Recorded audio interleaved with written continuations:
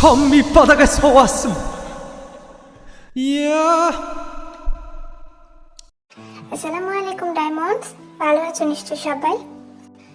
তোমরা অনেকেই জানো কয়েকদিন পর আমার জীবনে দ্বিতীয় বিশ্বযুদ্ধ শুরু হতে চলেছে। সো এই বিশ্বযুদ্ধ মিনি পরীক্ষার জন্য আমি যে কি প্যারার মধ্যে আছি গো। দোয়া করো আমার জন্য, ঠিক আছে? আর আমার শরীরটা আমার সাথে সাথ দিতেছে না, খালি খারাপ হয়ে যাইতেছে পড়ার চাপে।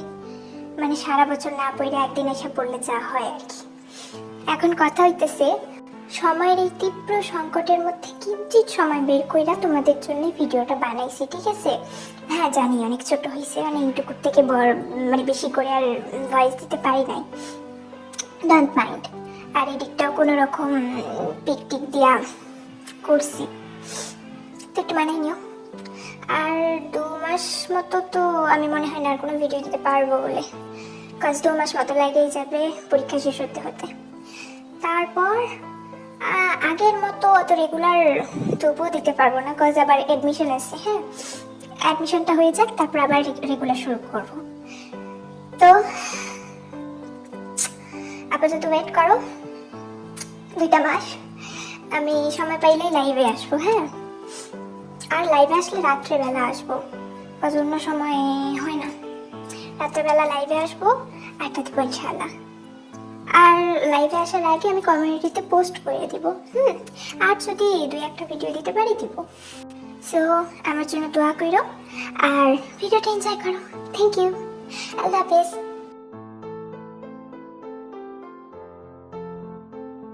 আপনার এই অবস্থার ছোট, আমি রিয়েলি সরি।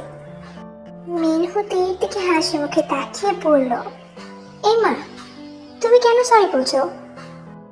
আসলে আমি এসব কিছু সত্যি জানতামই না, হয়তো আব্বু রাগের বসে এসব করে বসেছে, তার জন্য আমি রিয়েলি সরি। হাত জোর করে মিনহুর কাছে ক্ষমা চাইতে লাগলাম। মিনহু মৃদু হেসে আমাকে বলল, আরে বোকামি, সরি কেন বলছো? যা হবার হয়ে গেছে। হ্যাঁ, কিন্তু আমার জন্য আপনার এতগুলো বছর নষ্ট হলো, চাইলেও তো আমি ফিরিয়ে দিতে পারবো না আপনাকে। এতগুলো বছর নষ্ট হয়েছে তো কি হয়েছে তে, আগামী দিনগুলো তো আছেই। মিনহুর দিকে তাকিয়ে মৃদু হেসে বললাম, আমি চাই আপনি সুস্থ হয়ে আবার আগের মতো হয়ে যান। ইনশাআল্লাহ তে। আচ্ছা একটা কথা বলবো, রাখবে তো? হ্যাঁ বলেন, রাখার চেষ্টাটুকু করবো, বাকিটা আল্লাহ ভরসা। মিনহু এসে আমার হাতটা শক্ত করে ধরে বলতে লাগলো, বিয়ে করবে আমাকে? মিনহুর কথা শুনে হাতটা সরিয়ে দিয়ে বসা থেকে উঠে ফাঁকে গিয়ে দাঁড়ালাম।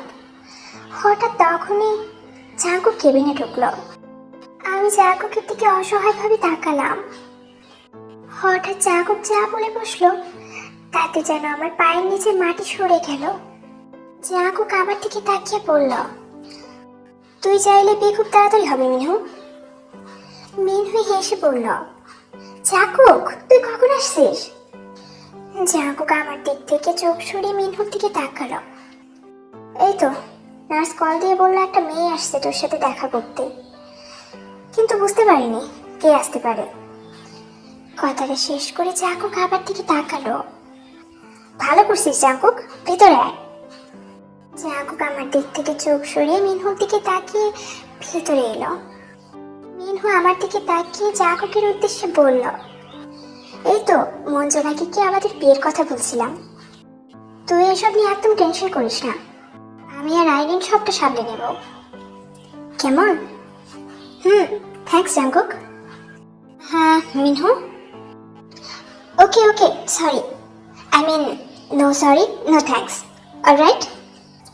ওকে মিনহু, তুই এখন রেস্ট নে কেমন? তে এসো। জাঙ্কুক আমার হাতটা ধরে বাইরে নিয়ে আসতে হাতটা ছাড়টা দিয়ে ছাড়িয়ে নিলাম। দেখুন জাঙ্কুক, আমি আপনার কোনো সম্পত্তি নই যে যেখানে যেভাবে পারেন সেভাবে চালিয়ে নেবেন। আপনার কি একটু কমন সেন্স নেই? আমি আপনার বিয়ে করে বউ। জাঙ্কুক রাগি চোখে আমার দিকে তাকিয়ে বলল, বউ ছিলেন বাট বেশি দিন থাকবেন না। জাঙ্কুকের কথা শুনে আমার কপালে ভাঁজ পড়ল। মানে? জাকুব মুখ চোখ শক্ত করে অন্যদিকে তাকিয়ে আমার উদ্দেশ্যে পড়ল। অত কিছু বুঝতে হবে না আপনাকে। ভেবেছিলাম এত কিছুর পর মিনু আপনাকে ঘৃণা করবে, বাট সেম ভাবে এখনো ভালোবাসে আপনাকে। এতে আপনার ভাগ্য ভালো, আমার কাছ থেকে শাস্তি পাওয়া থেকে বেঁচে গেলেন আপনি। কিন্তু আপনি মিনুকে বিয়ে করবেন, এটাই আপনার শাস্তি। আমি হা করে শ্বাসরোধ করে কিছুক্ষণ জাকুকের দিকে তাকিয়েছিলাম। এমনটা আপনা আপনি ভাবে হচ্ছিল আমার সাথে। বড় একটা নিঃশ্বাস নিয়ে জাকুকের সামনে তুড়ি বাজাতে লাগলাম। বাহ বাহ জাকুক, কথাটা বলতে আপনার একবারও বাঁচলো না? জাকুক আমার দিকে ভ্রুকুচকে তাকালো। আমি রাগে কটপট করতে করতে জাকুকের উদ্দেশ্যে বলতে লাগলাম, যখন ইচ্ছা হবে বিয়ে করবেন, আবার যখন ইচ্ছা হবে অন্য কারো হাতে তুলে দেবেন। হবে না, কখনোই হবে না। আমি আপনার হাতে শপথ নিই জাকুক। এই জাকুক আমার উপর চট তুলতেই হঠাৎ কেউ পেছন থেকে হাতটা ধরলো জাকুকের। জাকুক তীব্র গতিতে ঘাড় ঘুরিয়ে আগন্তুকের দিকে তাকালো। আইরিন তুই? হ্যাঁ আমি। কি করছিস এসব? এটা পাবলিক প্লেস। কিন্তু আইরিন এই মেয়েটা। শান্ত হ জাকুক, আমি দেখছি। আইরিন নামে মেয়েটার কথা শুনে আমার মেজাজ আরো বিগড়ে গেল। কি দেখবেন? কি দেখবেনটা কি আপনি? আমি জাকুকের বউ, আমি অন্য কাউকে বিয়ে করতে পারবো না। জাকুক রেগে চিল্লিয়ে উঠল। কিসের বউ? আইরিন ওরে সামলা। শান্ত হ জাকুক, দে শোনো আমার কথা শোনো। কি শুনবো? আমি কি শুনবো বলবেন? রাগে কষ্টে আবার চোখে পানি চলে এলো। আইরিন বলতে লাগলো, দেখো তে, জাকুক তোমাকে দুটো কারণে বিয়ে করেছে। ফার্স্ট, তোমাকে শাস্তি দেওয়ার জন্য। আর সেকেন্ড, যখন তোমার সাথে ওর বিয়ে হবে তখন তোমার সব ভার জাকুকের হবে। আর তখনই জাকুক মিনহুর সাথে তোমাকে বিয়ে দিতে পারবে। তার কারণ তোমার বাবা মিনহুকে পছন্দ করে না। আমি আইরিনের কথা শুনে পাশের সিটে থুপ করে বসে পড়লাম। দু চোখ থেকে টুকটুক করে পানি গড়িয়ে পড়ছে। মনে মনে আল্লাহকে বলছি, হায় আল্লাহ, কেমন পরিস্থিতিতে ফেললে আমায়। ইউনোর হাত থেকে রক্ষা করে তুমি আমায় কোন বিপদের মুখে ঝুঁকে দিলে। দেখো তে, প্লিজ একটু বোঝার চেষ্টা করো। তোমাকে ছাড়া মিনু বাঁচবে না। আইরিনের কথা শুনে আমি জাকুকের দিকে তাকালাম। ওনার দিকে তাকিয়ে পড়লাম। আর আমি ওনাকে ছাড়া। কি?